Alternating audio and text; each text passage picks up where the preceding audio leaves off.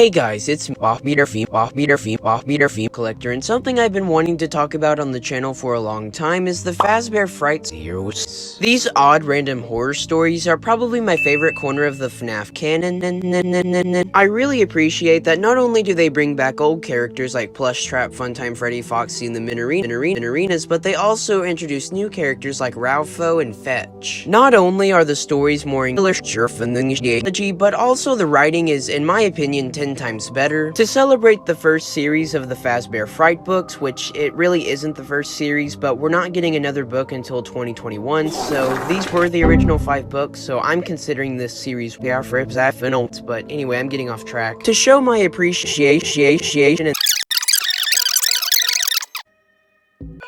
the flesh. This was the second story in the book as of now, Bunny Call. In the story, we follow our main character, Matt, and I'm gonna be honest, Matt is a pretty big throughout the entire story. He has little to no likable qualities, and honestly, what happens to him at the end of the story, I honestly didn't really feel sorry for him. As evil as that is, he just was a really big jerk, guys. To understand why I'm putting this story on the bottom, let me give you a quick summary of this one. Matt is a game developer making a new game called Springtrap's Revenge game is very similar to the corn maze from FNAF VR.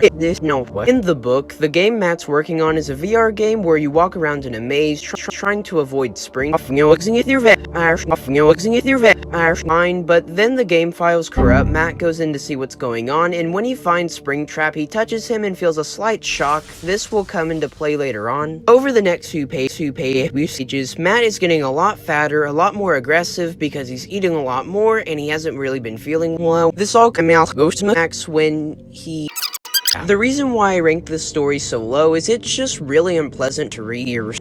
I know FNAF is a horror franchise, so not everything is sunshine and rainbows, but this one just felt unnecessarily cruel. We'll see later on down the ranking that there are some cruel stories like to me personally. So coming in at number 15 is In the Flesh. Let's move on to number 14.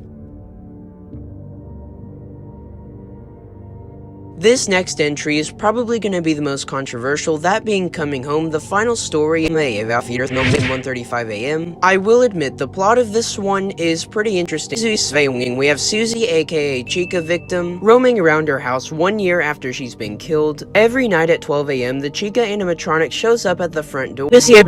Basically, long story short, Susie has 2 days left before the Chica animatronic takes her soul forever or something like that, I don't know. Listen, I'm sorry I'm not all into this one. This one was just kind of boring. It was just about Susie trying to communicate to her sister. Don't get me wrong, the story's not terrible. There's just not really a lot of action or tension throughout the story, and it's just okay in my opinion. I'm sorry this entry's been so short. I just really don't have a lot to say about this one, mostly because it's probably, in my opinion, the most boring and most forgettable. So coming in at number 14 is Coming Home. Let's move on to number 13.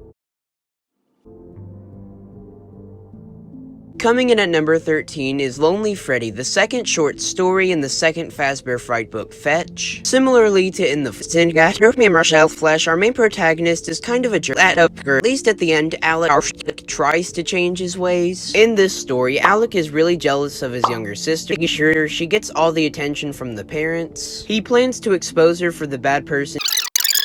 His sister finds a Lonely Freddy, swaps bodies with it, and now Lonely Freddy is overtaken his body somehow. This one is especially set with